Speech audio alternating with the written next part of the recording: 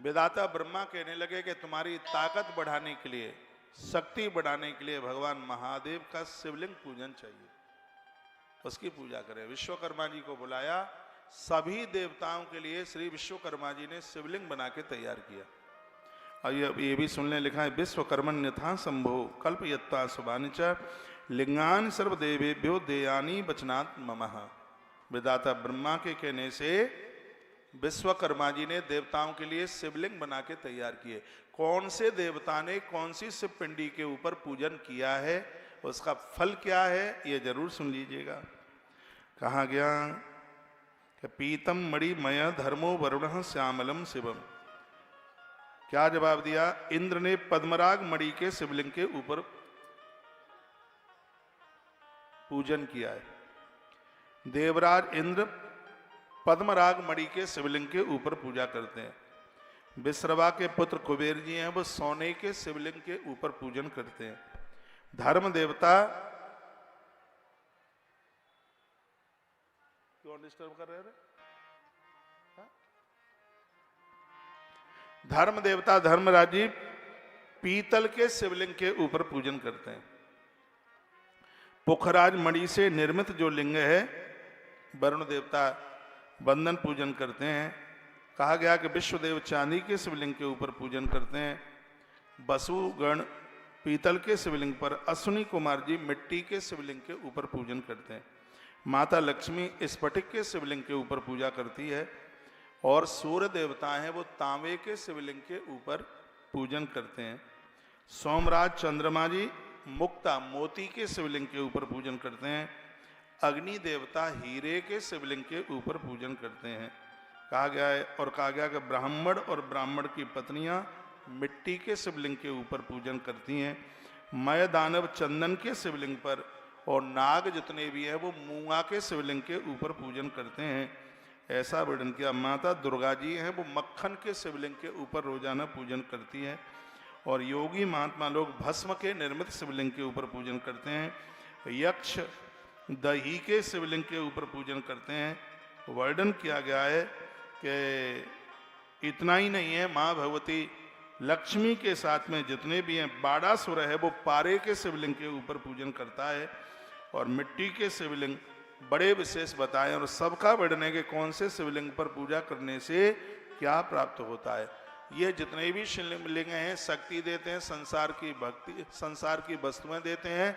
लेकिन इसमें वर्णन है कि जो नर्मदेश्वर बाणलिंग पर पूजन करते हैं उन्हें संसार के भोग और बाद में उन्हें मोक्ष की प्राप्ति हो जाती है। तो इसलिए नर्मदेश्वर भगवान तो सबके घर में ही होने चाहिए। चांदी की एक जलेरी बनवा लो। कल यहाँ से प्रसाद दिया गया, सबके थैले में शिवलिंग भी थे और शालराम भगवान भी थे, और उनको चांदी की जलेहरी बनवा करके और उनको घर में स्थापित। घर में जो शंकर जी पूजे जाते हैं, कोई भी देवता पूजा जाता है, उनकी प्राण प्रतिष्ठा नहीं की जाती, वो अपने आप ही प्राण प्रतिष्ठित होते हैं। ब्रह्मा जी कहते हैं कि मैं प्रसन्नता पूर्वक आप सबसे शिव पूजन की उस विधि का भी वर्णन कर रहा हूं जो भोग और मोक्ष को देने वाली है। स्वयं विधाता ब्रह्मा जी ने उस विधि का वर्णन किया। मैंने भी अब एक दिन आपको सुनाई दिया है, कोई बात बार बार रिपीट हो तो ठीक है नहीं है। यथा जलेषु कमलम शैलनेवाप लिप्यते तथा ज्ञानी ग्रहे तिष्ठा कर्मणा न बध्यते। जिस प्रकार से कमल पानी में लिप्त नहीं होता, कीचड़ में लिप्त नहीं होता, उसी प्रकार से भगवान की पूजा करने वाले लोग संसार की वासना में लिप्त नहीं होते। इसलिए हर घर में भगवत बंदन, भगवत पूजन होना चाहिए। लिखा यावद ग्रह श्रमे तिष्ठा तावदाकार पूजनम कोरिया श्रेष्ठ सुप्रीत्या सुरेशु खलपंच। वर्णन किया जिनके घर में 5 देवताओं की पूजा है, लिख लो, गणेश जी, सूर्य, विष्णु, शंकर जी और माँ दुर्गा। कहा जाता है कि वो घर अपने आप में किसी तीर्थ से कम नहीं होता। ये 5 देवताओं का पूजन सबके घर में हो। तस्मात् पूज्य देवम शंकरम लोक शंकरम। पूजा में सबके बाद सबसे पहले गणेश जी को पूजन करो और सबके लास्ट में भगवान महादेव को पूजन करो। सर्व काम फलवाप्त सर्वभूत हितारता। इससे आपकी सभी मनोकामनाएं पूरी होंगी, घर में सुख होगा, हर प्रकार का आनंद होगा। ऐसा वर्णन किया गया है, ऐसा कहा गया है। कहा गया उत्तिष्ठ उत्तिष्ठ देवे स उत्तिष्ठा हृदय समय उत्तिष्ठ तुमापसता ब्रह्मांडे मंगलम कुरु। भगवान को सुबह आप जगाते हैं, रात को सुलाते हैं। एक ऐसे शंकर जी हैं जिनको सुलाया नहीं जाता, और सब देवताओं को सुलाया भी जाता है और उनको जगाया भी जाता है। तो जब उनको जगाएं तो उन्हें वंदन करें, प्रभु हम आपको प्रार्थना करते हैं, वंदन प्रणाम करते हैं। अब आप खड़े हो जाइए। चंदनई कुकुमशैव धूप दीपेन केसा नैवेद्य विदशैव पूजित पाततस्वम। शंकर की पूजा में कुछ चीजें हैं। चंदन, चंदन के बिना शिव की पूजा पूरी नहीं होती है। जल में गंगा जल, ये लिख लीजिए कुछ बातें हैं। बेलपत्र है, भस्म है, एक 5 मनके की माला बना लो रुद्राक्ष की, अपने हाथों से ही गूंथ लो। पूजा के तत्पश्चात फिर उनको पहना दीजिएगा। हमने भी ऐसा किया है। बड़ा अच्छा लिखा है कि शंकर के सानिध्य में जो भी आप कुछ करते हैं वो आप अनंत गुना फल हो जाता है। एक बात और इसमें कही गई है, जब कहीं किसी विशेष मंदिर में आप पूजा के लिए जा रहे हैं तो पूजा के तत्पश्चात एक श्रीफल जरूर चढ़ाइए, नारियल। इससे आपके घर में धन की बरकत होगी। दुर्गा जी को नारियल चढ़ाया जाता है तो फोड़ के चढ़ाया जाता है, और माँ दुर्गा के अलावा जितने भी देवता हैं सबको नारियल साबुत चढ़ाया जाता है। शंकर जी के मंदिर में या और देवताओं के मंदिर में नारियल फोड़ा नहीं जाता, सीधा चढ़ाया जाता है। सिर्फ एक माता दुर्गा जी को नारियल फोड़ करके चढ़ाया जाता है। बड़ी अद्भुत बातें कही गई। दीपम कृत्वा तदा तत्र नमस्कारम गुरुरथा। पहले भी मैंने बोला है कि दिए के बिना तो कोई पूजा पूरी होती ही नहीं है। तिल, यव, गोधूम, गेहूं, मूंग इत्यादि से भगवान को वंदन पूजन कीजिए। बेलपत्र समर्पित होने से शिव की पूजा सफल हो जाती है। शंकर जी को घृतपूर्ण दीपक भी जलाया जाता है। बुद्धिमान मनुष्य को चाहिए गुरु के द्वारा बताए गए नियम के अनुसार देवताओं की पूजा करोगे तो उसका तत्काल फल आपको प्राप्त होगा। अब फूल कौन कौन से चढ़ते हैं ये लिखने लायक बात है, क्योंकि कल शिवरात्रि आ रही है। हो जाए तो ये आप तैयारी कर लीजिए। लिखा के कई पुष्प पूजतई सम्मुख किम किम यच्छत वही फलम। कौन कौन से फूल को चढ़ाने से क्या क्या फल प्राप्त होता है, ब्रह्मा जी बता रहे हैं। कहते हैं कमलई बिल पत्रई स शतपत्रई तथा पुनः शंख पुष्पई तथा देव लक्ष्मी कामोर चाहिए शिवम। जिनको धन चाहिए वो महादेव के ऊपर कमल के फूल चढ़ाए। जिनको पैसा चाहिए, लक्ष्मी प्राप्ति के लिए कमल के फूल चढ़ाइए, बेलपत्र चढ़ाइए और शतपत्र चढ़ाइए, समीपत्र चढ़ाइए, शंख पुष्पी के फूल चढ़ाइए। इससे अगाध धन की प्राप्ति होती है, कर्जे का निपटारा होता है। हो सके तो इनकी संख्या बढ़ा दीजिएगा, या इसमें तो 1-1 लाख फूल चढ़ाने की भी बात कही गई है। कहा गया है राज्य प्राप्ति की इच्छा करने वाले लोगों को और उनको चाहिए, देखो कितनी अच्छी बात कही गई है। इसमें कहा गया कि भगवान महादेव के ऊपर साबुत आप चढ़ाते हैं, चावल तंदुल साबुत बिना टूटा हुआ, इसमें अखंड लक्ष्मी की प्राप्ति होती है। अखंड लक्ष्मी कहते हैं जो घर में धन टिकता है। भगवान शंकर के ऊपर चावल चढ़ाने की बड़ी महिमा। एक बात और मैं मैनपुरी की व्यासपीठ से कह रहा हूं, एकादशी के दिन स्वयं को चावल खाने का परहेज है। देवताओं को 11 को चावल चढ़ाने में कोई दोष नहीं लगता बिल्कुल भी। एकादशी के दिन आप यज्ञ कर रहे हैं, सामग्री पूरी नहीं मानी जाती जब तक उसमें चावल नहीं चढ़ाया जाता। मैं आपको कंफ्यूज नहीं करूंगा, प्रत्येक एकादशी को मैं देवताओं की पूजा चावल से करता हूं। आज लाखों लोग हमारी बात के ऊपर विश्वास करते हैं तो हम आपको कंफ्यूज थोड़ी करेंगे।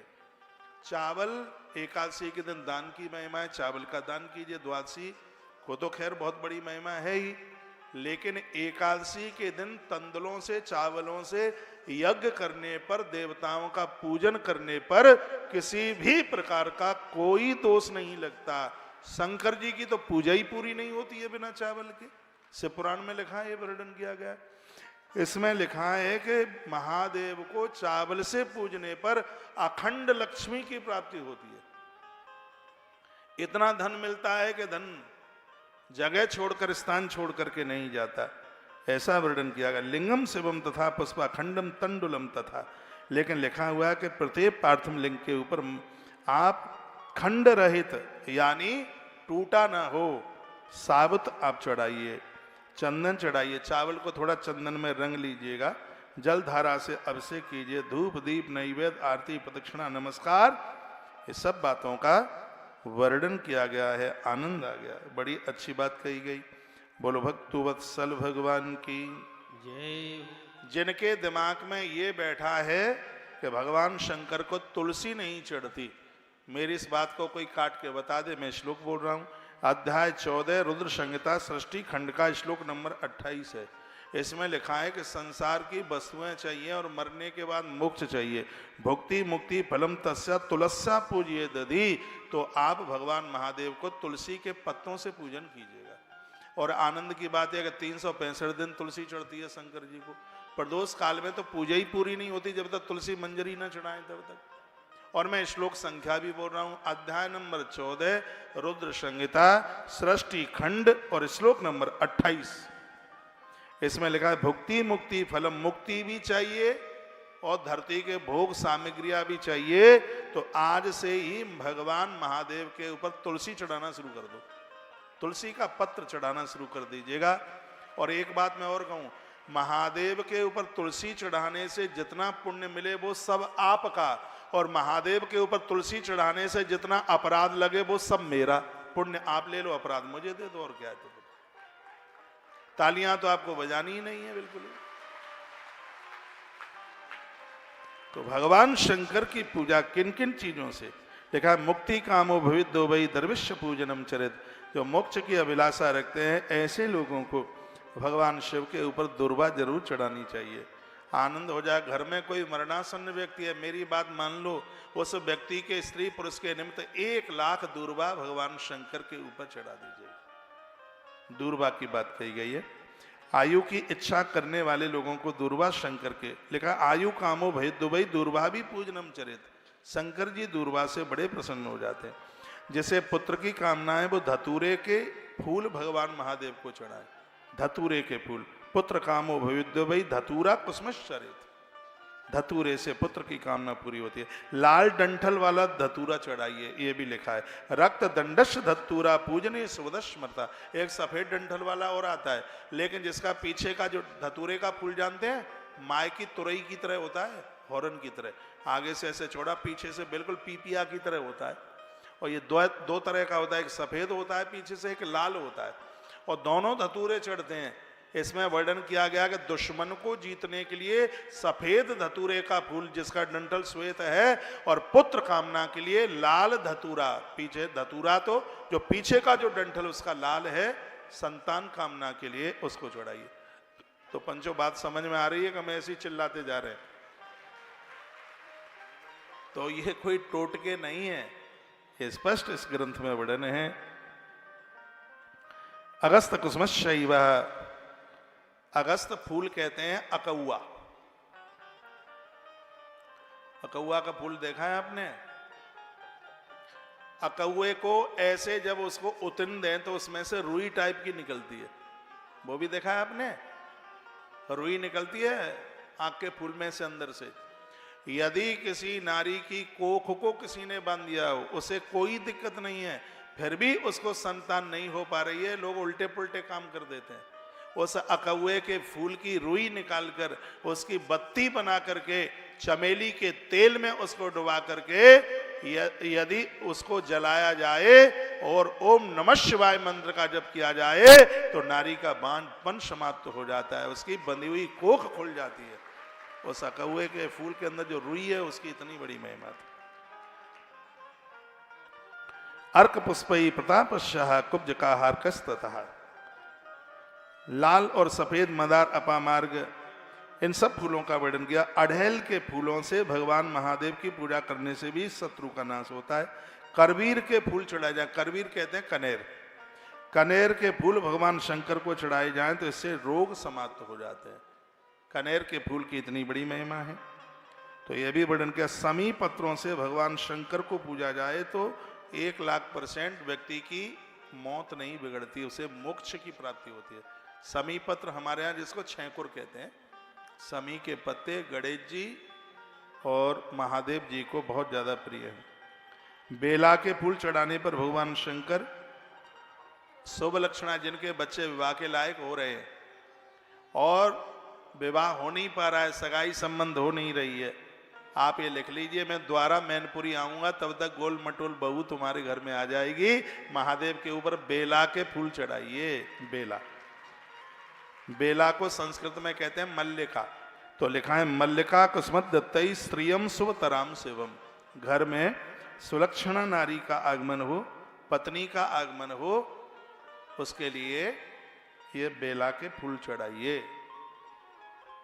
फिर लिखा जूही के फूलों से महादेव की पूजा की जाए तो घर में कभी अन्न की कमी नहीं आती। ये मैं किसान लोग बैठे हुए हैं, मैं इनको कहना चाहूंगा साल में कुछ दिन आप जूही के फूल भगवान शंकर को चढ़ाएं तो फसल के ऊपर ओले नहीं पड़ेंगे, नुकसान नहीं होगा। ये तो सगरी बातें प्रमाणित है, अन्न की कमी बिल्कुल भी नहीं आएगी।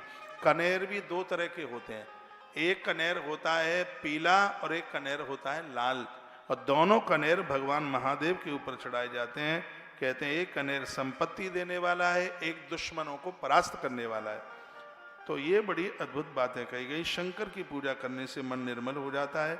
फिर क्या लिखा है, बिल्व पत्र तथा लक्ष्य सर्वान कामान मापन्यात। एक बात और आप लिख लें, जिन्होंने मनुष्य का जीवन धारण किया है, शिव महापुराण में लिखा है, उनको अपने जीवन काल में कम से कम एक बार तो 1,00,000 बेलपत्र भगवान महादेव को चढ़ाने चाहिए। लिखा है बिल्व पत्र तथा लक्ष्य सर्व कामान वापन्यात। जिसने 1,00,000 बेलपत्र शंकर जी के ऊपर चढ़ाए हैं उसकी संपूर्ण मनोकामना पूरी हो जाती है। इतनी बड़ी महिमा बेलपत्र की है। कल का दिन बड़ा अद्भुत है। कल शिवरात्रि है। सुबह प्राण प्रतिष्ठित मंदिर में दर्शन करना। मंदिरों में जाएं तो थोड़ा नहा धो करके धुले धुलाए वस्त्र पहन करके और मंदिर में पहुंचे तो दिया ऐसे ना जलाएं कि बगल वाले के कपड़े ही जला दें। 2-4 बार धोती शिव मंदिर में मेरी जल गई है ना शिवरात्रि पर, इसलिए मुझे बोलना पड़ेगा। आप तो ऐसे लिपट जाएंगे महादेव की पिंडी को कि प्रकट ही करके छोड़ेंगे। निर्माल्य को पामों के नीचे कुचल देते हैं, ऐसा बिल्कुल नहीं कीजिएगा। और फिर इतना चीनी ले जाएंगे, गुड़ लेके जाएंगे और फिर कैसे थपथुरते हैं, दोने में लेके जाइए, महादेव को दिखा दीजिए, मंदिर के बाहर निकलकर लोगों को बांट दीजिए। ये भोग है, इसके ऊपर किसी के पाम ना पड़े, तो ध्यान रखिए। बहुत बार तो प्लास्टिक के गिलासों में गंगा जल ले जाते हैं, चढ़ाया और वहीं डाल दिया, ऐसा मैंने देखा है। ऐसा नहीं कीजिएगा, धक्का मुक्की नहीं कीजिए। मैनपुरी के जितने मंदिर हैं वो बड़े स्वच्छ और शुद्ध, पूरी पवित्रता बनी रहे। थोड़ा सा इंतजार कर लीजिए, प्रतीक्षा कर लीजिए, धक्का मुक्की मत कीजिए। दिया घर से लेके जाएं, लोटा भी घर से लेके जाएं, पूजा की थाली भी घर से लेकर के जाएं और बड़े श्रद्धा से थोड़ा सा समय लेकर उनका पूजन करके आइए। 1 लोटा पानी घर से लेके जाना और 1 लोटा जल शिवालय से ले लेना। तो घर से लेके जाओगे उससे पितर प्रसन्न हो जाएंगे और शिवालय से लोगे उससे शीघ्र देवता प्रसन्न हो जाएंगे।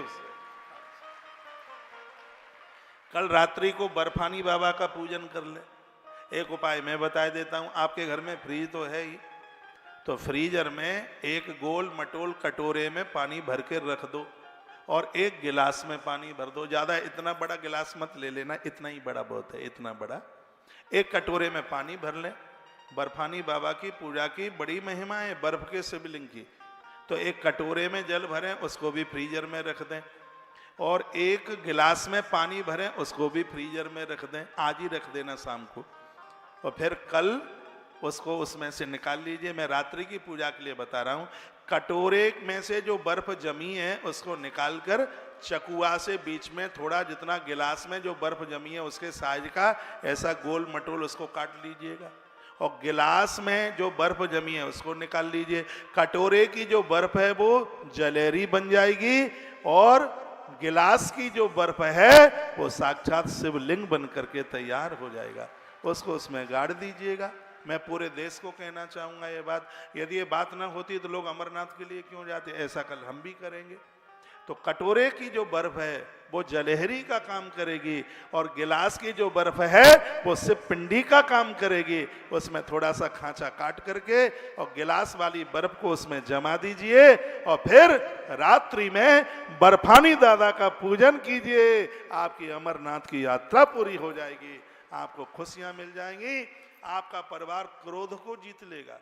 बर्फ के शिवलिंग पर पूजन करने से लोगों का क्रोध समाप्त हो जाता है, काम समाप्त हो जाता है, लोभ समाप्त हो जाता है और वो निर्मल बुद्धि वाला होकर महादेव को अति प्रिय हो जाता है। ऐसा आप कर सकते हैं।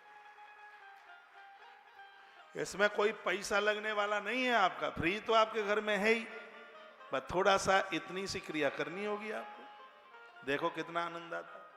मैंने एक नंबर आपको दे दिया है, फोटो खींच के उस पर डाल देना और हम वो फोटो को आगे के लिए बढ़ाएंगे। ये होना चाहिए कल देश में, ये जरूर कीजिएगा। मैं तो ये कहूंगा आप हमारे यहाँ पूजन में आए, जितने भी जजमान वहां बैठेंगे, मैं कहूंगा भीमसेन महादेव मंदिर तुम्हारे दृष्टि में 100-200 साल पुराना होगा। मैं नाभि से बोल रहा हूं, ये मंदिर मुझे 10,000 साल से भी पुराना एहसास होता है, मेरे अंदर से आवाज आ रही है। पांडव काल में पांडवों ने इसका दर्शन किया। मुझे लगता है मैनपुरी ना हो तब का ये मंदिर है। मंदिर तो टूटा होगा, बनता रहा होगा, लेकिन ये प्रतिमा बहुत प्राचीन है, अद्भुत है। इतना आकर्षण है कि कल का हमारा अभिषेक बटेश्वर में था रात्रि का, और उसको हमने कैंसिल करके और भीमसेन मंदिर में रख दिया, तो आखिर में कोई तो बात होगी। उसका रजिस्टर, तालियां मत बजाना, कोई फर्क नहीं पड़ता। कल सोते ही रात मत निकाल देना। यदि आपको अभिषेक में बैठना है तो उधर कार्यालय लगा हुआ है, वहां से एक सहयोग। अब देखिए, यदि उसमें आप सहयोग न करेंगे तो ब्राह्मणों की दक्षिणा, पूजा पाठ का सामान, फिर वो सब पूर्ति कहां से होगी? तो फिर तो फ्री का चंदन, घिसोरे मोरे नंदन, तो फिर उसका तो मिलेगा ही क्या। रात भर की पूजा के लिए सिर्फ 2100 रुपए का सहयोग लिया जा रहा है, और आप आए, असली 100% भगवान नर्मदेश्वर और रुद्राक्ष की माला अभिषेक होते ही प्रसाद के रूप में संग ही लेकर के चले जाना। यादें बनी रहेंगी। कल के अभिषेक से इसलिए नहीं चूकना है।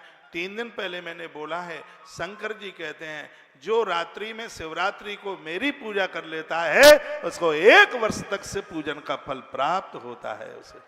कल आचार्य राममोहन शास्त्री जी के द्वारा वेदोक्त मंत्रों के द्वारा यहाँ कल बसें भर के आ रही है हमारे ब्राह्मणों की। वृंदावन से बस आ रही है, पूरी बस आ रही है, गाड़ी आ रही है जिसमें परात आ रही है, टेनियां आ रही हैं, बाल्टियां आ रही हैं, सामग्रियां चल के आ रही हैं। दूध, दही और घी भी तुलसी तपोवन गौशाला से चल के आ रहा है। थैली के दूध से अभिषेक नहीं होगा, गौ माता के असली शुद्ध दुग्ध के द्वारा कल भीमसेन महादेव मंदिर में महारुद्राभिषेक होने वाला है। कल का अद्भुत है यह। कल सोते ही ना निकाल देना। जिनको अभिषेक में बैठना है, जितने जजमान होंगे सबके हाथ में सरंगी होगी, सबके सामने परात होगी। ऐसा नहीं एक ही परात में सगरे हाथ लगा ले, सबको अलग से महादेव होंगे, पूरी जलेहरी के साथ में होंगे। और लेकिन कल फिर जब आप देखेंगे आपने रजिस्ट्रेशन नहीं कराया तो छाती पर हाथ रखेंगे कि हम चूक गए, हम भी रजिस्ट्रेशन करा लेते तो बढ़िया होता।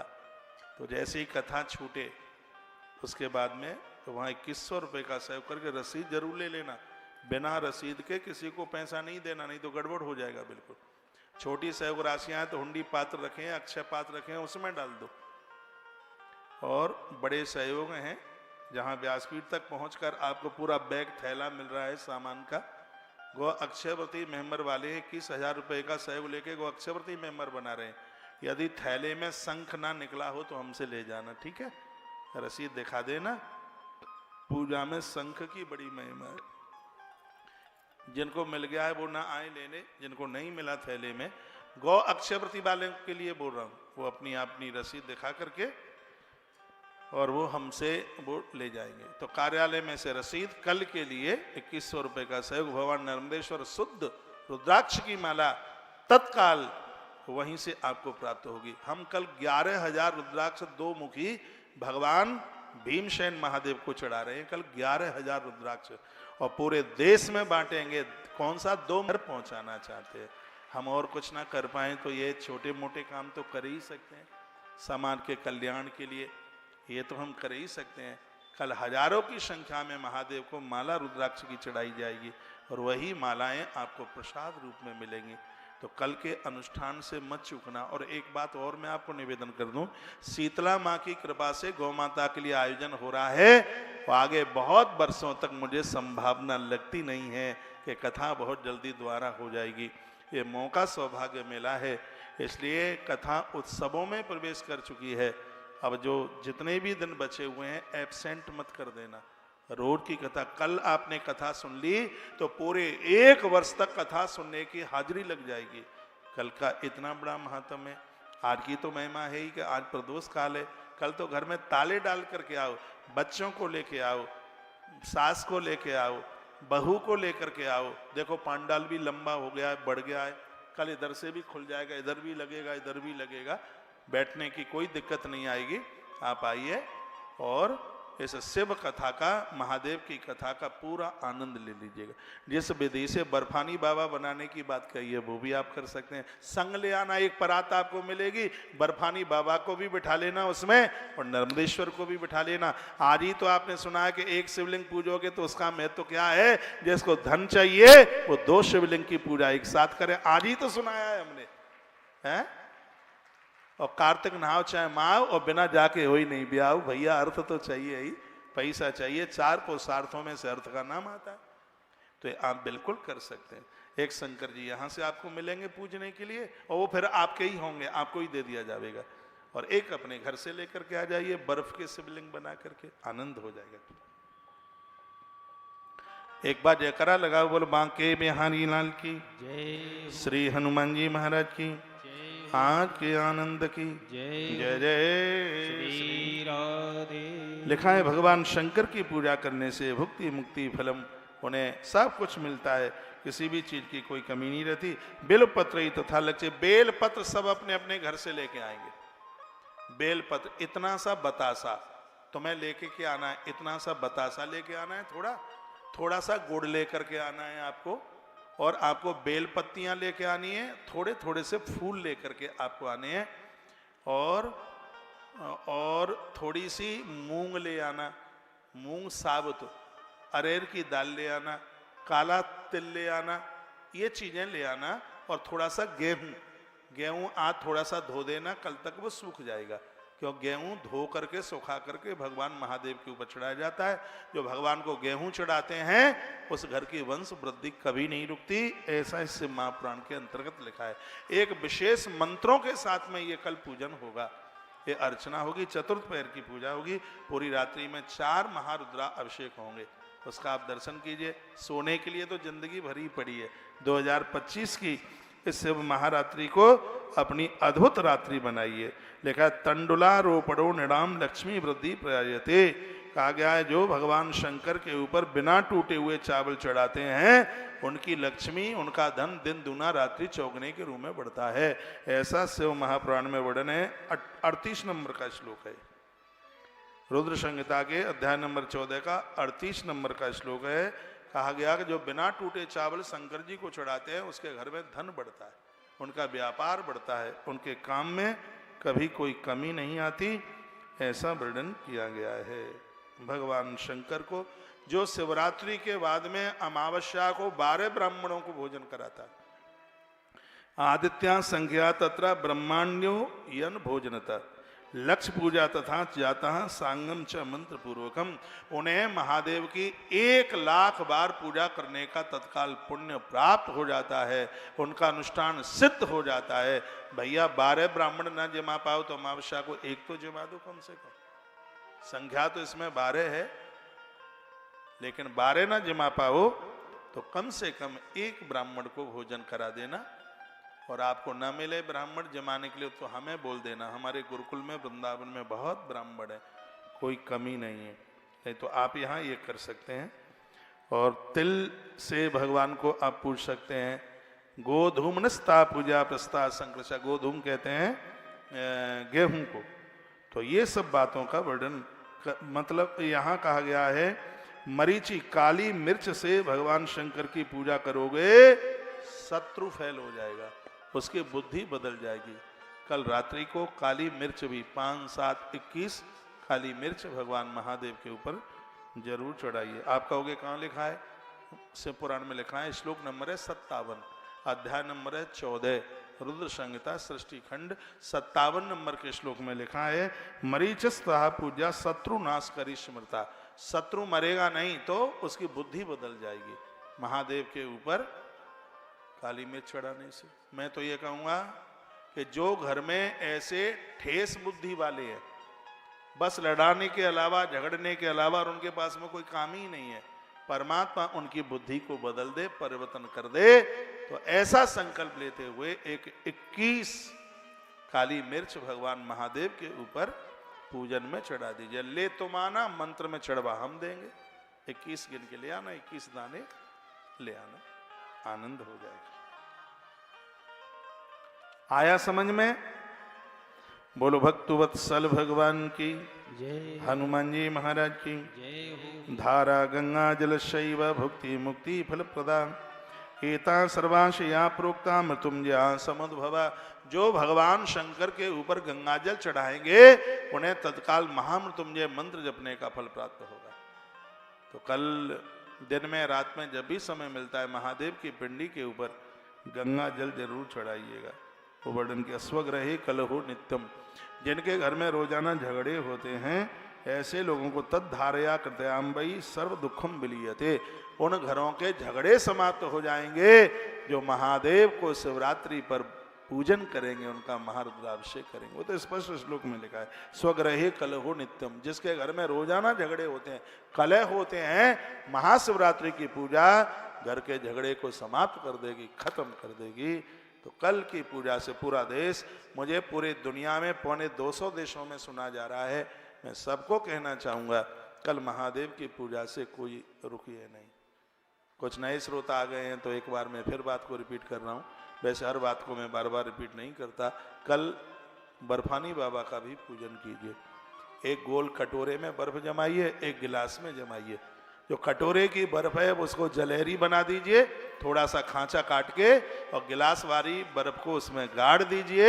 ये आपके अमरनाथ के महादेव बन करके तैयार हो जाएंगे, उनका भी पूजन कीजिए, बहुत आनंद आ जाएगा। देखा धारा चेक्षुर सब्जापि सर्वानंद करी शिवे। जो इक्षु रस कहते हैं गन्ने का रस, जो गन्ने के रस से महादेव का अभिषेक करेंगे उनकी घोर गरीबी खत्म हो जाएगी। गन्ने का रस बताऊं? आऊं नीचे उतर के?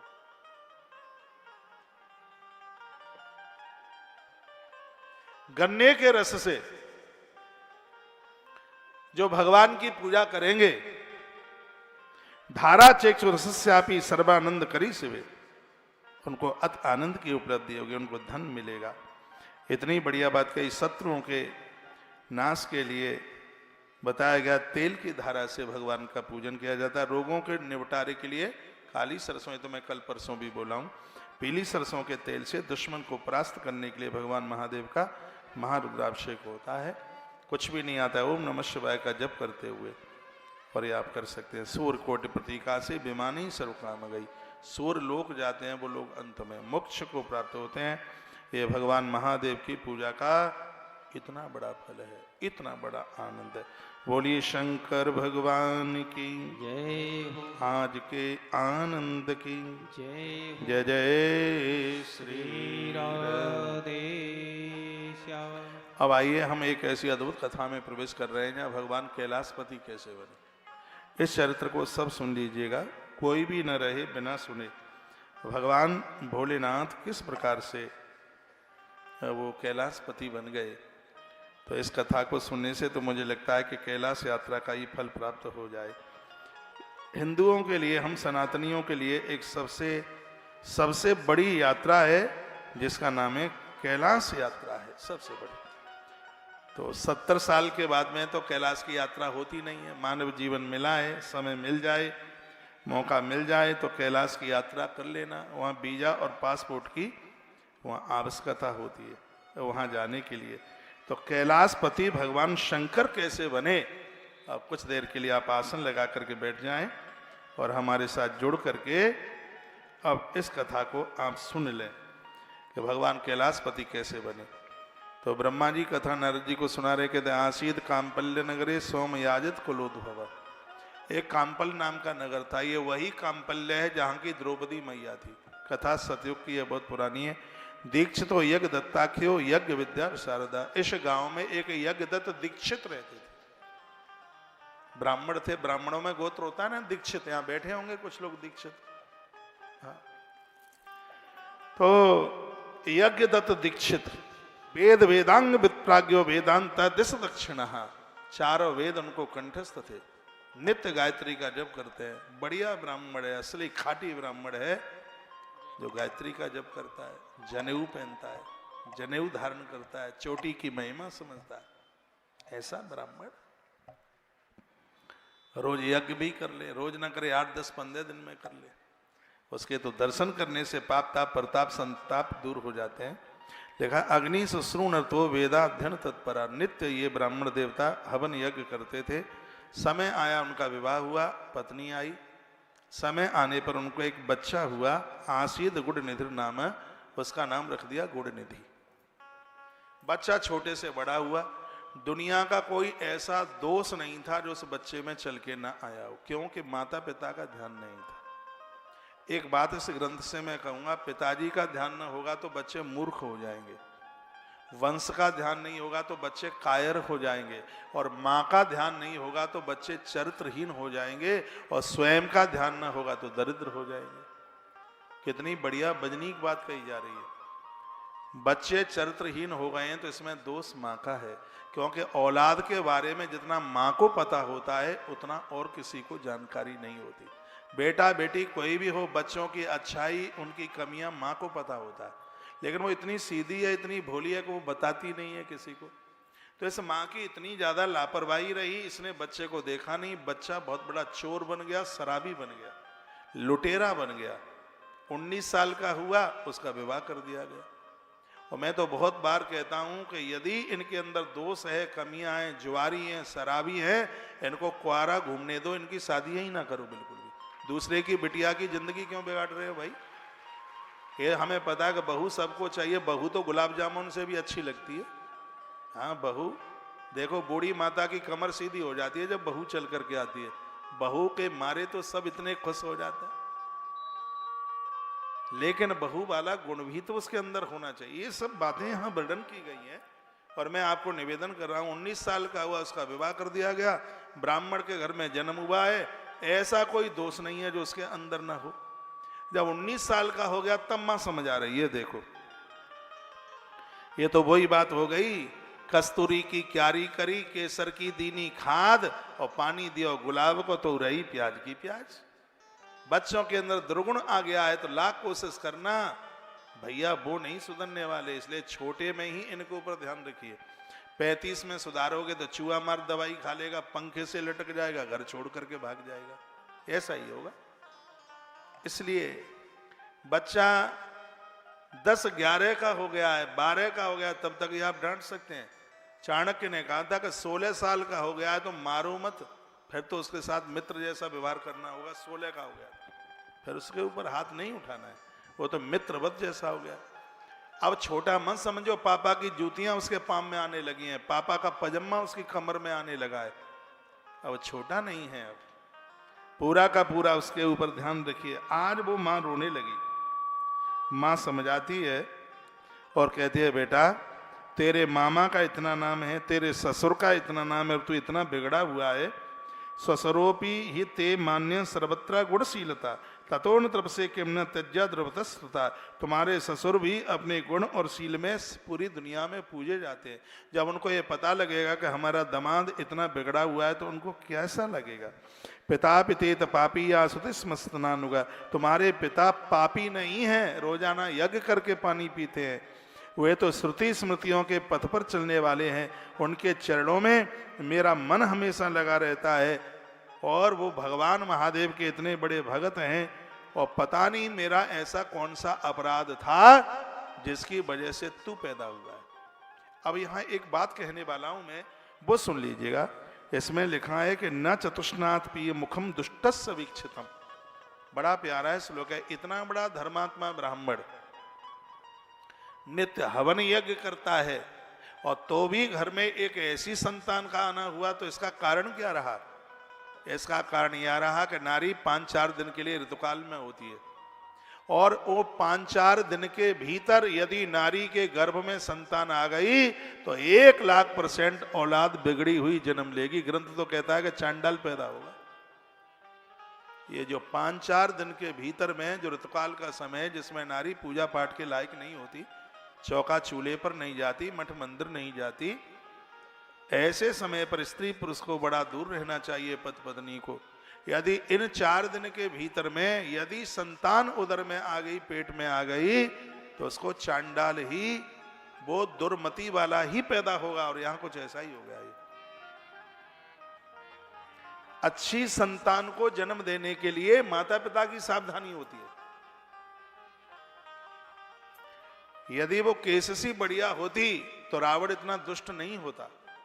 वो नारी ही बढ़िया नहीं थी। पिता तो विश्ववा बहुत अच्छे हैं, बढ़िया हैं। पुरुष से भी स्त्री का होना बहुत ज्यादा जरूरी है।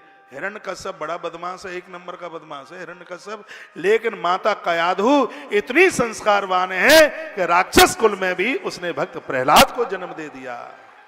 परसों मैंने कहा था, केसर के लिए कश्मीर चाहिए तो अच्छी औलाद के लिए अच्छी मां चाहिए।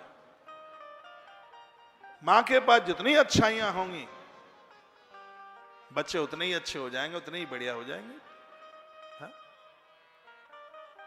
तो यहां यह वर्णन किया गया कि इतना तपस्वी ब्राह्मण है और इतना गिरा हुआ उसको बेटा हुआ, तो कारण क्या था? कारण ये था, ऋतुकाल के समय में पति पत्नी के संपर्क में, संबंध से गर्भ में संतान वो चल करके आई और उसका ये असर हो गया। उसका मां रो रही है, समझा रही है, बहुत दुखित है, लेकिन वो तो मानता ही नहीं है। अब क्या मानेगा वो? एक दिन की बात थी, यज्ञदत्त दीक्षित कहीं से पांडित कर्म करके आ रहे थे, तो एक किसी व्यक्ति के हाथ में, उंगली में उन्होंने अपनी अंगूठी देख ली। अंगूठी देखी तो उस व्यक्ति को वो पूछने लगे, भाई अंगूठी तो मेरी है, तेरे पास कहां से आ गई? तो वो लड़का लड़ने को तैयार हो गया, कहने लगा, मुझे दोष देते हो? तुम्हें पता है कि तुम्हारा लड़का गुड़ निधि कितना बड़ा जुआरी है। नग्नीकृत प्रतिदिनम बद्धते धूतकार भी, हम उसको प्रत्येक दिन उसके कपड़े उतारकर खम्मे से बांधकर उसकी पिटाई करते। इस समय वर्तमान समय में उससे बड़ा कोई दूसरा जुआरी नहीं है।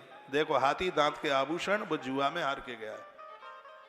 ये देख लो, बिल्कुल ये साड़ियां, वो जुआ में हार के गया है। जो पिता ने जीवन भर मेहनत की हो और ये संतान नालायक निकल जाए तो सल्फास खाने का उसका मन होता है। कहता है मर जाऊं तो ज्यादा ठीक है, फांसी के फंदे पे लटक जाऊं। क्योंकि हर पिता अपनी औलाद के लिए जीवन जीता है। उसकी तो अपनी तो कोई भूख ही नहीं है।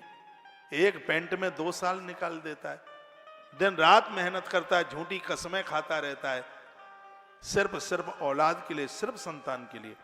यह सोचता है मैं तो नहीं पढ़ पाया, लेकिन मेरे बच्चों को किसी के सामने हाथ ना फैलाना पड़े। मैं कहूँगा शिव पुराण की एक कथा बच्चों को सुन लेनी चाहिए। मैं उनको कहूँगा, पिता से बढ़कर के कोई दूसरा महादेव नहीं है, माँ से बढ़कर के कोई दूसरी पार्वती नहीं है। ये माता पिता प्रसन्न है तब ही मंदिर का महादेव और माँ भगवती तब ही प्रसन्न होते हैं। इनको दुखाइए मत, इनको कष्ट मत दीजिए। मैं एक उपनिषद की छोटी सी कथा मैं आपको सुनाई देता हूँ, मेरा मन कर रहा है। माता पिता का कितना बड़ा महत्व है अपने आप में।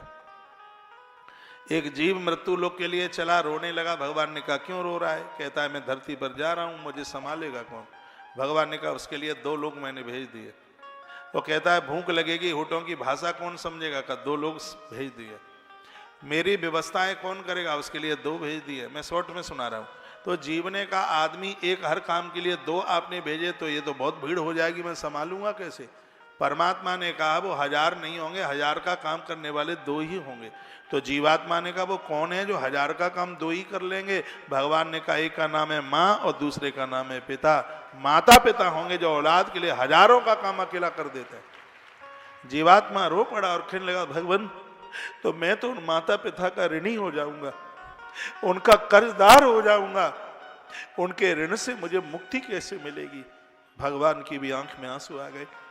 परमात्मा ने कहा बेटा तू अपनी पत्नी और बच्चों के साथ अपने माता पिता की सेवा करना। मैं तुझसे वायदा करता हूं कि इधर से तू अकेला जा रहा है, लेकिन तुझे धरती पर लेने के लिए मैं अपने गरुड़ को लेकर के जाऊंगा और अपने संग तुझे बिठा करके लेके आऊंगा। भगवान ने कहा ये देवता उसके ऊपर ही प्रसन्न होते हैं जो कभी अपने माता पिता का दिल नहीं दुखाते। ये माता पिता, हमारे उपनिषद में कहा है मातृ देवो भव। जब पूजा होती है चावल छोड़े जाते, कहा जाता है मातृ देवो भव, पितृ देवो भव। और आज ऐसे माँ बाबू जी की कदर नहीं रही है। ये बहुत बड़ी विडंबना की बात है। मैं कहना चाहूँगा इनसे बड़ा कोई भगवान नहीं है। और मैं माता पिता को भी कहना चाहूँगा, बेटा एक हो या चार हो, छोटे से ही इनके ऊपर ध्यान रखिएगा। जो पतंग हाथ से खुल गई है तो उसको तो कटना ही है। जो लोग आपके हाथों से निकल गए हैं उनको संभालना बहुत मुश्किल हो जाएगा। ये कथाएं, कहानी, किससे स्टोरी नहीं है, ये हमारे अपने जीवन की एक प्रयोगशाला है जिसमें लोग बन जाते हैं। मुझे विश्वास है युवा बच्चे मुझे सुन पा रहे होंगे। इस कथा को सुनकर ये गलती वो नहीं करेंगे कि ऋतुकाल के समय में गर्भ में संतान चल करके आवे। वो ये गलती नहीं करेंगे कि छोटे बच्चों के ऊपर वो अपना ध्यान न रखें। वो गलती नहीं करेंगे। छोटे से ही बच्चों के ऊपर ध्यान दीजिएगा। ऐसे महापुराण की कथा आप सुन रहे हैं। सा रत्नमयीम शीघ्रम तामानी च प्रपक्ष में। 8 पिता यज्ञदत्त दीक्षित की आंखें भर आईं। स्वर्ण जटित जो अंगूठी थी दूसरे के हाथ में देखी, उसने ये कह दिया कि तुम्हारा बेटा तो बहुत बड़ा जुआरी है। ये लत बहुत खतरनाक लत है जुआ की। ये शराब से भी खतरनाक है। शराबी उतना नहीं उजाड़ पाता जितना कि जुआरी उजाड़ देता है। ये 5 महापाप हैं, गिनती मैं कराए देता हूं आपको। मांस खाना महापाप है, रिश्वत लेना महापाप है, पराई स्त्रियों के साथ, पराए पुरुषों के साथ जुड़ना महापाप है, शराब पीना महापाप है, और जुआ खेलना ये तो पाप का बाप है। भागवत में कथा आपने सुनी नहीं है क्या? परीक्षित ने 4 जगह दी। धूतम पानम श्रेया सूना यत्र अधर्म चतुर्विधा। ये अधर्म के 4 स्थान हैं। जुआ, शराब, पराई नारी, हिंसा, जीवों को मारना, रिश्वत लेकर के काम करना, चोरी करना। चोरी करना भी महापापों में आता है। ईमानदारी से जिंदगी जीना ये तो 1000 मनके की माला में दमकते हुए डायमंड हीरे की तरह है। चोरी तो करना ही नहीं है। कोई भी चोरी हो, चोरी तो चोरी है। चाहे टैक्स की चोरी है, चाहे बिजली की चोरी है, और चाहे देवरानी जेठानी के आभूषणों की चोरी है, चाहे सास के बटुआ की चोरी है। चोरी तो चोरी ही है। चोरी तो चोरी है। इस आदत से सावधान रहना। ये गलती मत कर बैठना कभी।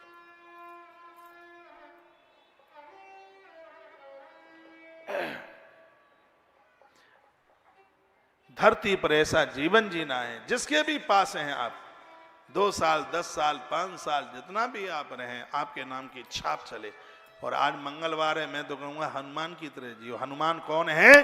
परमात्मा भी जिसके लिए रो पड़े भैया, वो हनुमान है। राम हनुमान के ऋणी हो गए। हनुमान जी ने काम ही ऐसे अद्भुत किए। हनुमान जो रावण को मरवा दे उसे ही तो हनुमान कहते हैं। रावण कौन है? मोह है। जिसके माध्यम से मोह समाप्त हो तो हनुमान। 1 मिनट एक हनुमान जी की कथा सुना दूं। आज मंगलवार है, आप कहो तो सुना दूं, नहीं मैं निकल जाऊं आगे। 2 ही मिनट लूंगा, ज्यादा नहीं लूंगा। जब रावण के बाजुआं कट के नीचे गिर रही थी, माथे कट कट के नीचे गिर रहे थे, वो तो हाल ही निकल के आ जाते हैं। विभीषण ने कहा कि ये नहीं मरेगा, चले जाओ अयोध्या वापस, ये नहीं मरेगा।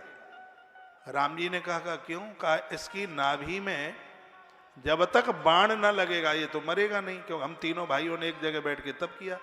ब्रह्मा जी से इसने मांगा कि हम काबू के मरे न मारे। बाबा तुलसी ने लिखा ही है हम मरे नहीं। तो ब्रह्मा जी ने कहा संभव नहीं है, मरना तो पड़ेगा, लेकिन मैं तुम्हें एक बाण दिए देता हूं। जब यह बाण दुश्मन के हाथ में जाएगा और उसके बाण से छूटकर तेरी नाभि में लगेगा, तब तेरी मौत होगी। इतना तो मुझे पता है कि ब्रह्मा का दिया हुआ बाण रावण ने भाभी मंदोदरी को दिया है, और मंदोदरी ने कहां छिपा करके रखा है ये तो रावण को भी नहीं पता। ना वो बाण मिलने वाला और ना ये मरने वाला। ये तो मरेगा नहीं। राम जी बड़ी चिंता में। अब क्या किया? जो हनुमान जी ऐसे खड़े थे, हनुमान जी ने कहा भगवान मुझे आदेश करो ना। लंका के ऊपर तो PhD हमने की है, पाताल में, आकाश में जहां भी होगा बाण, आपका भगत हूं तो बाण को लेकर के ही आऊंगा। ये हनुमान जी बोले। प्रभु श्री राम जी ने सिर पर हाथ रखा और हनुमान जी उड़े चले। रावण युद्ध के लिए आया था, हनुमान जी लंका में घुस गए, ज्योतिषी बन गए। और ज्योतिषियों के पास, हस्तरेखा देखने वालों के पास इन माताओं की भीड़ ज्यादा लगती है। ज्वेलरी वाले की दुकान पर भीड़ आपकी लगेगी, साड़ी वाले की दुकान पर भीड़ आपकी लगेगी, और कोई ज्योतिषी आ जाए दूध उफने चूल्हे पर 100 बार उफन जाए, आप नहीं मानेंगे बिना हस्तरेखा दिखाए। भीड़ लगी हनुमान जी के पास। और यही बात सुनिए, मंदोदरी के पास सूचना पहुंच गई, एक इतना बड़ा ज्योतिषी आया है कि वो कई जन्मों की बात बता देता है। तो मंदोदरी जी ने हनुमान जी को अपने दरबार में बुला लिया, और हनुमान जी तो गए ही थे, इसीलिए मंदोदरी ने देखा हनुमान जी को, कहा ज्योतिषी साहब हम पाए लागे पाम छूते हैं, हमारे पतिदेव युद्ध के लिए गए हैं, आशीर्वाद दे दो, जरा जन्मपत्री देख के बता दो, उन्हें विजय मिल जाएगी। हनुमान जी कहते हैं जब तक तुम्हारे पास में ब्रह्मा का दिया हुआ बाण है ऐसे ही सुरक्षित रखना, जब तक वो बाण तुम्हारे पास रहेगा तब तक दुश्मन तुम्हारे पति का कुछ बिगाड़ ही नहीं सकता। अब तो बात जम गई। मंदोदरी को लगा कि बाण के बारे में मेरे और मेरे पति के अलावा किसी को पता नहीं है, तो इनको कैसे पता लग गया कि मंदोदरी के पास बाण है। तो अब तो और ज्यादा विश्वास कर लिया, कहा गुरुजी बाण को तो मैंने छिपा के रखा है, उसका तो कोई अता पता ही नहीं लगा सकता। कहा वो विभीषण को मत बता देना, दुश्मनों के साथ मिल गया है। मंदोदरी ने कहा दुश्मन विभीषण के पुरखे भी आ जाए तो ना बाण का पता लगा पाए, ऐसे छिपा करके रखा है। हनुमान जी वहां तक गए, लौट के आगे कहने लगे मंदोदरी मेरी ज्योतिष कहती है कि तू मानेगी नहीं, बिना बताए तू जरूर बताएगी, मुझे चिंता हो रही है बाण की। तब मंदोदरी को लगा कि गुरुजी तो मेरे बहुत ज्यादा पक्ष में। कहने लगी गुरुजी चिंता ना करो, मैंने बाण को इस खम्मे में चिनवा दिया है, तो मैं पता है कि मुझे पता है, मेरे पति को भी नहीं मालूम। इतना कहा हनुमान जी अपने दिव्य भेष में आए और एक प्रहार खम्मे पर किया, खम्मा टूट के नीचे गिरा और बाण लेकर के हनुमान जी आकाश में उड़ गए। राम जी के हाथ में बाण दे दिया। 30 बाण राम जी के तरकस के थे और एक बाण वेदाता ब्रह्मा ने दिया था, हनुमान जी लेकर के आए 31 बाण।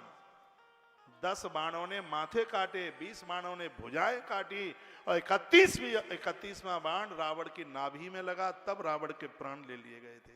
ये काम हनुमान ही कर सकते हैं, हनुमान के भक्त बने। हनुमान न तो लक्ष्मण नहीं, हनुमान नहीं तो भरत नहीं, हनुमान नहीं तो मां जानकी नहीं, और हनुमान नहीं तो राम नहीं, और हनुमान नहीं तो कुछ भी नहीं। इसलिए हनुमान जी तो ये समाज और राष्ट्र की रीढ़ की हड्डी है। किसी भी देवी देवता के भक्त क्यों न हो, हनुमान जी को मानिए। अब मैं आपको राम कथा या हनुमान कथा सुना रहा होता तो बहुत बड़ा विस्तार कर देता, लेकिन आज मंगलवार है, 2 पंक्तियां गुनगुनाऊंगा और यहां से कहूंगा कि जिस समय लक्ष्मण अचेतन पड़े हैं, हनुमान वो हैं, राम भी जिसके लिए रो पड़े थे। लौट के आजा हनुमान। ये नाचने वाला भजन नहीं है, इसलिए बैठे रहिए, बैठे ही बैठे सुन लीजिएगा। आज मंगलवार है, महावीर का वार है।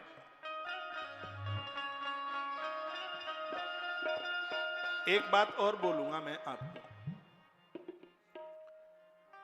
यदि इस परिसर में पीके गुप्ता जी बैठे हों तो आपका बहुत बहुत थैंक यू मैं बोलता हूं। इसलिए कल रात्रि को आप मेरे पास बैठे हुए थे और आपने पूरे मैनपुरी की तरफ से, अब मैनपुरी के लोग कहेंगे हमने तो कहा ही नहीं, ना कहा होगा तो मन में तो सोचा ही होगा।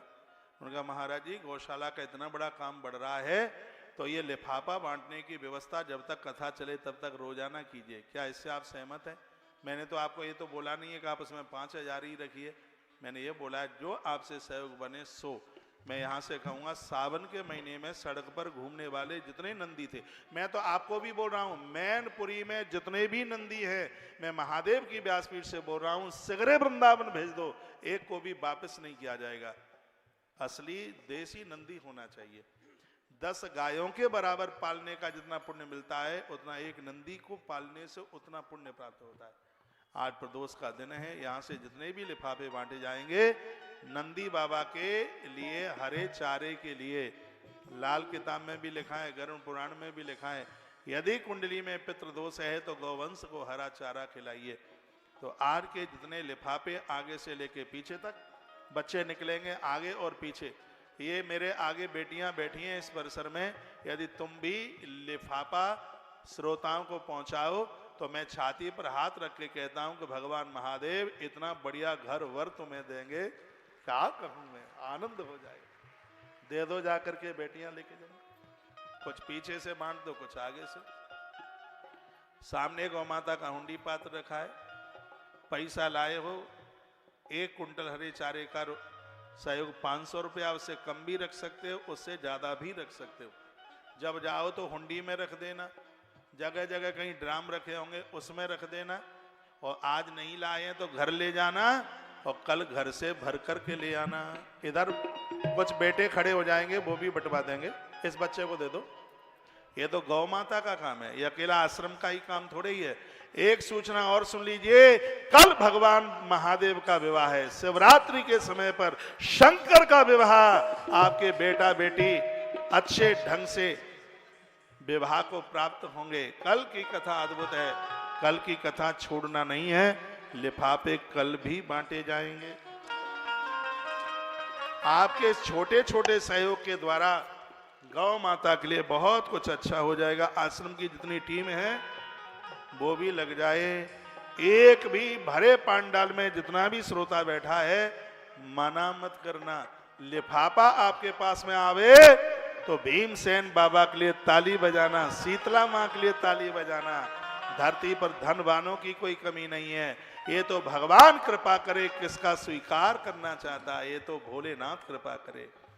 तो खूब उदार मन से भाव से, मैनपुरी का नाम और लिखा है लिफाफे के ऊपर, तो इसमें खूब हरे चारे के लिए, थोड़ा टीवी पर देखते रहिए, हरा चारा चल रहा होगा, इधर चल रही है टीवी, चल रही है। आप विश्वास करें, 1000 से 1200 मन, 1000 मन से 1200 मन हरा चारा प्रत्येक दिन इस गौशाला में लगता है। दुनिया की सबसे बड़ी गौशाला उभर करके आ रही है। विश्वास नहीं तो एक बार आके देखिए आपसी धाम वृंदावन में, इस गौवंश का आप दर्शन कीजिए।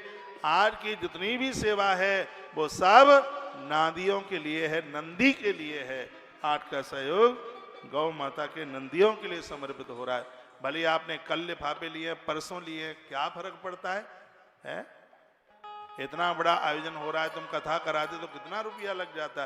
1500 रुपया गौ माता के लिए लिफाफों के माध्यम से चला जाएगा। तो आपकी तरफ से भी सेवा हो जाएगी। तो आप सब लिफाफा ले लें पीछे तक, एक से ज्यादा भी ले सकते हैं। एक अपने लिए ले लो, एक जेठानी के लिए ले लो, देवरानी के लिए ले लो, सास के लिए ले लो, बिटिया के लिए ले लो, बेटे के पापा के लिए ले लो, अपनी मम्मी के लिए ले लो, अपनी भाभी के लिए ले लो जो ठीक से तुम्हारे मम्मी पापा की सेवा करेगी। हाँ, एक से ज्यादा ले लीजिए, क्या फर्क पड़ता है। याद बनी रहे कि 2025 में मैनपुरी की धरती पर अद्भुत आयोजन हुआ था, ये यादें बनी रहे। तालियां तो बजानी नहीं है आपको, सब पीछे तक वितरित कर दीजिए। बड़े सहयोगों के लिए कार्यालय पहुंचे, सबको व्यासपीठ तक फिर आने का सौभाग्य प्राप्त होगा। आ लौट के आजा हनुमान, तुझे तेरे राम बुलाते हैं। आ लौट के आजा हनुमान, तुझे तेरे राम बुलाते हैं। आ लौट के आजा हनुमान, तुझे तेरे राम बुलाते हैं। लक्ष्मण के बचा ले प्राण, लक्ष्मण के बचा ले प्राण, तुझे तेरे राम बुलाते हैं। आ लौट के आजा हनुमान, तुझे तेरे राम बुलाते हैं। आ लौट के आजा हनुमान, तुझे तेरे राम बुलाते हैं। लक्ष्मण के बचाए प्राण, लक्ष्मण के बचाए प्राण, मुझे तेरे राम बुलाते हैं। आ लौट के आजा हनुमान, तुझे तेरे राम बुलाते हैं। बंद हो गए, बंद हो गए। जय हो।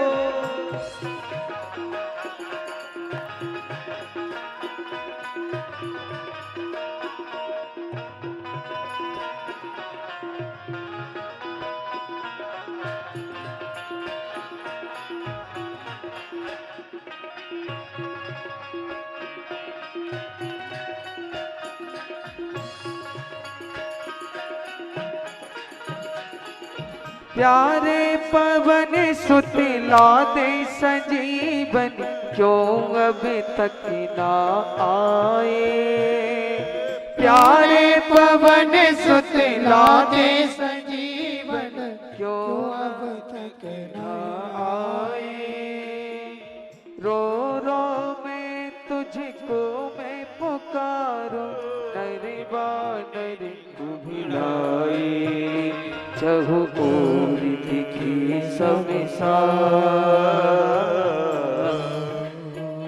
चहु ओर दिखी समिसार, तुझे तेरे राम बुलाते हैं।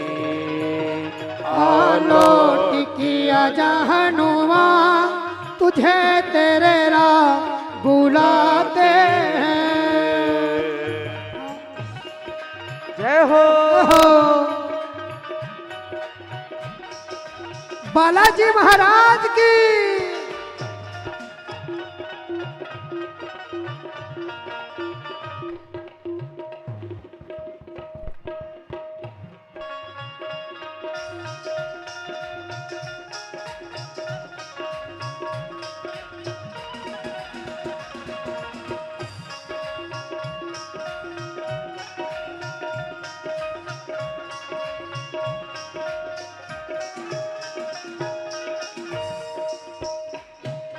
धरती पे मेरी आंखों का तारा, घायल अवस्था में सोता।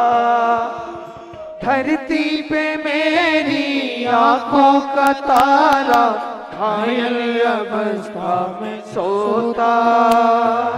घायल लखन अपनी माता का बेटा है इकलौता।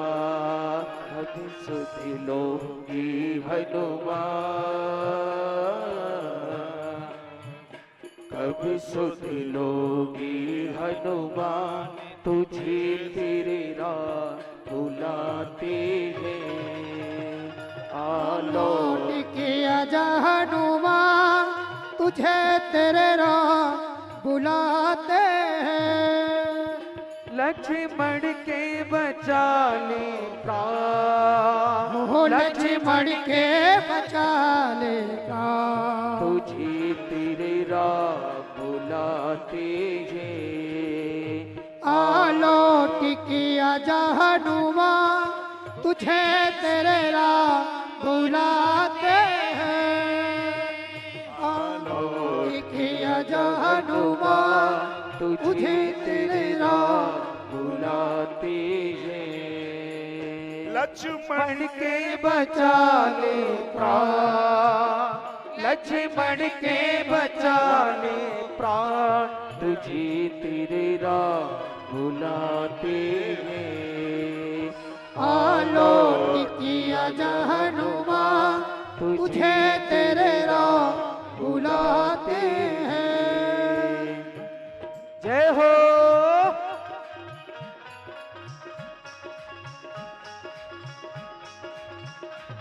राधे राधे। आवाज छोड़ रहा है।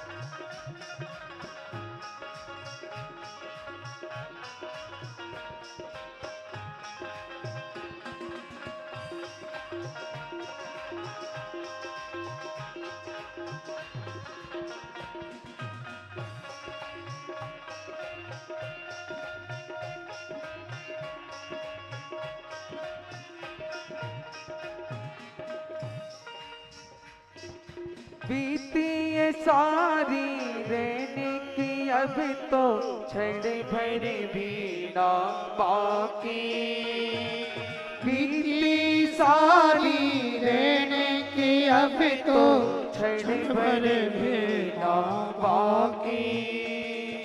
देखत देखत राह तुम्हारी बैरनी अखियाँ था की।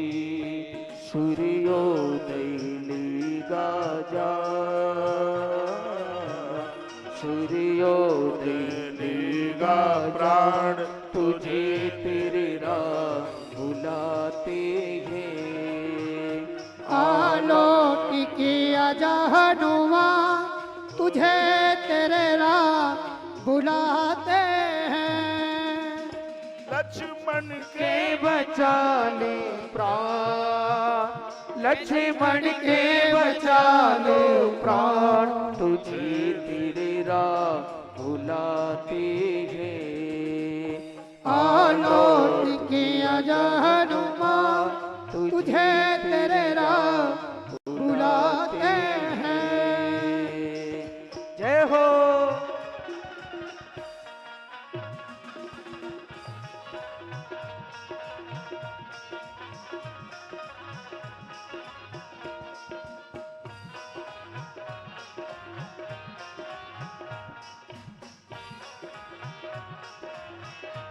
बोलिए श्री हनुमान जी महाराज की जय जय हो। हो।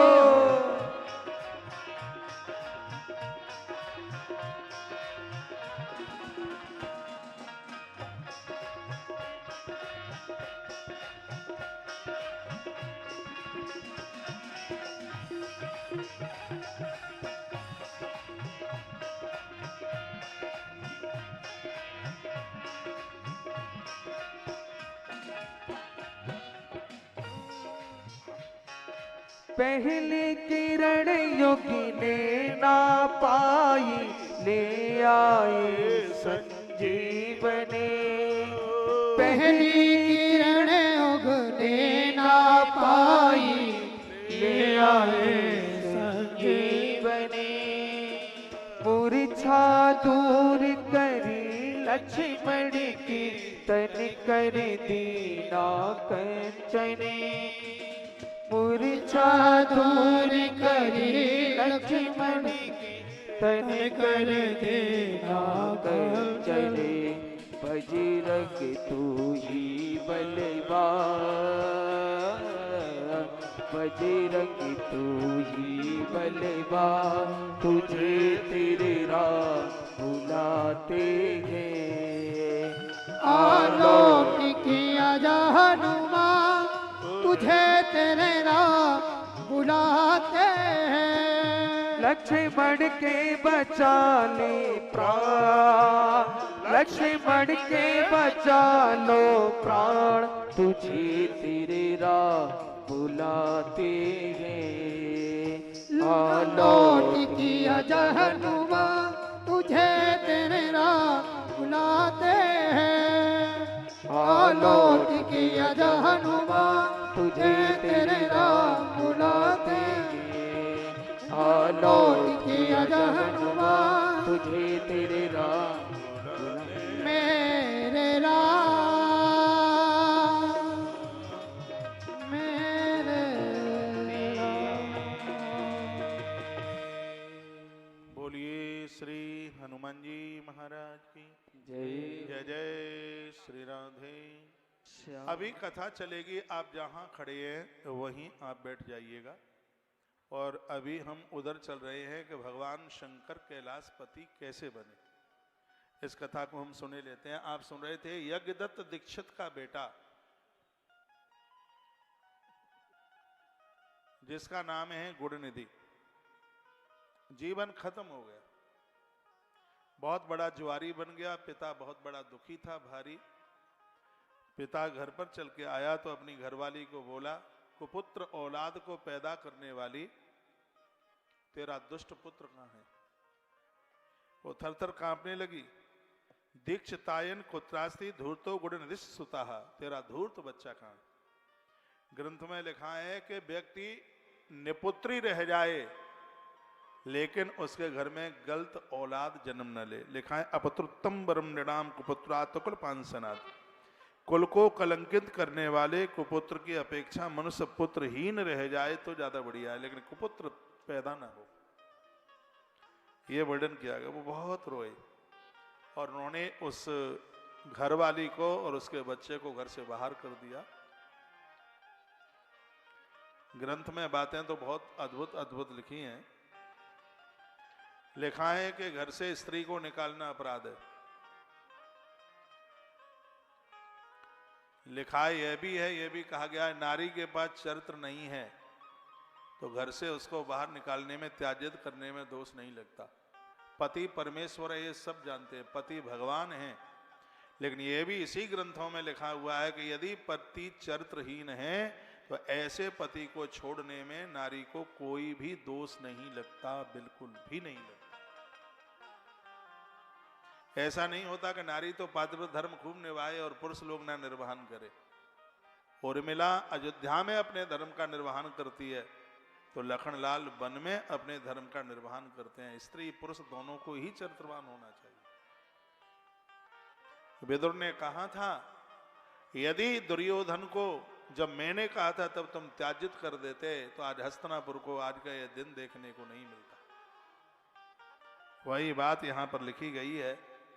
यज्ञ दत्त दीक्षित इस ब्राह्मण ने पुत्र को घर से बाहर कर दिया, निकल गया, चला गया, रो रहा है, आंख में आंसू हैं। देशांतरेश धनम सहा सक्ष सुख मेदते। घर के बाहर या तो विद्या हो या धन हो तभी व्यक्ति सुखी रह सकता है, उसके पास तो कुछ था ही नहीं।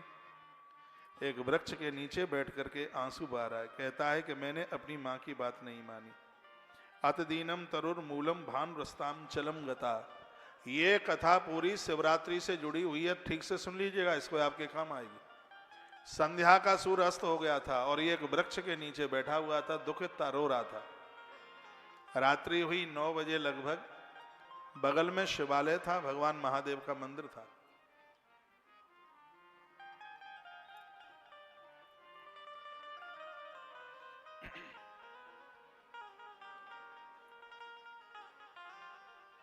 इधर देखिए, तो लोग भगवान शंकर की पूजा करने को जा रहे थे। उस दिन शिवरात्रि थी, तो कल का दिन आ रहा है, वही दिन था। बड़े बड़े थाल हाथ में लिए हुए थे, मिष्टानों की खुशबू आ रही थी और ये भूखा था कई दिनों का। तो इसने सोचा कि ये मंदिर में पूजा करेंगे, प्रसाद चढ़ाएंगे, मुझे मौका मिलेगा, खा लूंगा और मेरी भूख मिट जाएगी। तो उन लोगों के पीछे पीछे ये चला। 4 प्रहर की पूजा हुई उस मंदिर में, दिए जलाए गए, सब लोगों ने पूजा करी। ये देहली के बाहर बैठा बैठा उस पूजा का दर्शन करता रहा। पूजा का दर्शन भी करने को मिल जाए तो उससे भी पाप जलते हैं। 4 प्रहर की पूजा करते हुए लोग मंदिर में ही सो गए। ये भूख से व्याकुल हो रहा था, सम्माई थी नहीं बिल्कुल, सोच रहा था कि कैसे इस प्रसाद को उठाऊं। दिया टिमटिमा रहा था, ये जो कपड़ा पहने था उसी का एक छोर फाड़ कर इसने दिए के ऊपर लगाया तो दिया एकदम बड़ी जोर से जला। इसको प्रसाद दिखाई दे गया। इसने भूखा तो था, इसने प्रसाद उठाया। प्रसाद सुनिए, आगे वाले सुनिए। प्रसाद लेकर जैसे ही मंदिर से भागने की कोशिश की, क्योंकि चोर को तो पाम ही कहां होते हैं, तो सोने वाले किसी व्यक्ति की देह से इसका पाम टच हो गया, स्पर्श हो गया। वो व्यक्ति जागा और उसने बड़ी जोर से चिल्ला करके कहा, वो कहने लगा, अरे इस मंदिर में कोई चोर आ गया, देखो मंदिर में कोई चोर है। तो सब लोग खड़े हो गए। दंड योगो कह दिया कि सबके हाथ में डंडे थे और उन लोगों ने इस गुण निधि की इतनी ठुकाई पिटाई करी, यज्ञ दत्त दीक्षित के पुत्र गुण निधि की मौत उसी मंदिर में हो गई। शिवरात्रि का दिन था। अब देखिए कथा क्या कहती है। उधर यमराज ने कहा कि धरती पर एक बहुत बड़ा पापी मरा है, जिसने बहुत अपराध किए हैं, बहुत अन्याय किया, उसको घसीट कर पकड़ करके लेके आओ। महादेव ने अपने गणों को कहा कि मेरे मंदिर में एक बड़ा धर्मात्मा मरा है, उसको ससम्मान के साथ लेकर के आओ। तो शंकर जी के गढ़ तो रुद्रलोक से चले, इधर से यमराज के दूत चले। यम के दूत घसीट कर पकड़ करके लेके जा रहे थे गुणनिधि को। तो इतने में शंकर के गढ़ सामने से मिले, हाथापाई हो गई, बड़ा लड़ाई, बड़ा झगड़ा हुआ और कहा कि तुम इसे कहां लेके जा रहे हो, धर्मात्मा है, मंदिर में इसकी मृत्यु हुई है, भगवान शंकर के गढ़ बोले। तो यम के दूत कहने लगे, ये तो बहुत बड़ा पापी है, इसने शराब पी है, जुआरी था, बहुत इसने चोरियां की हैं, लोगों के प्राण लिए हैं, नर हत्याएं इसने बहुत करी हैं, इसलिए यम के घर ये जाएगा। हल्ला गुल्ला ज्यादा हुआ और आखिर में यह हुआ कि भगवान शंकर के गढ़ों ने यमराज के दूतों की भारी ठुकाई पिटाई की। सब लहूलुहान हो गए, यमराज के पास पहुंचे और जाकर के शिकायत करी और कहा ऐसा ऐसा हुआ है हमारे साथ। तब यमराज ने भगवान महादेव से माफी मांगी, क्षमा मांगी, गलती मेरे दूतों से हुई है, आप उसको क्षमा कर दें। भगवान शंकर के पास में जब वो गया गुणनिधि, भगवान भोलेनाथ ने खड़े होकर उसको अपने अंक से लगा लिया और आपको अपना उसको एक प्रमुख गढ़ का स्थान दे दिया। क्यों? क्योंकि शिवरात्रि के समय पर इसने मंदिर में महादेव की पूजा का दर्शन किया। शिवरात्रि के समय पर इसके मुख में भगवान महादेव के ऊपर चढ़ा हुआ प्रसाद पहुंच गया।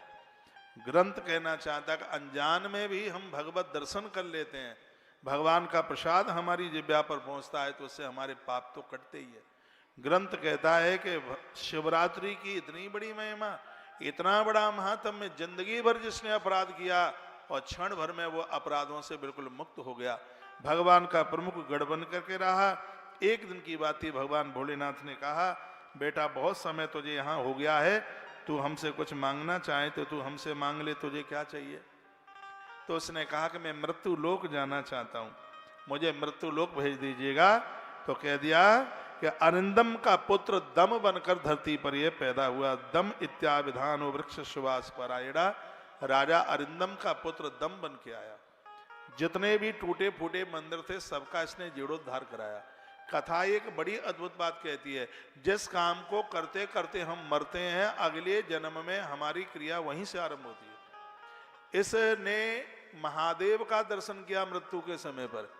जन्म लेते ही महादेव के प्रति इतनी श्रद्धा थी इसकी, जितने भी प्राचीन पुराने मंदिर थे सबका इसने जीर्णोद्धार कराया। शिव पुराण में एक बात बड़ी अद्भुत कही गई है, नए मंदिर से भी ज्यादा पुण्य पुराने मंदिरों का जीर्णोद्धार कराने का है।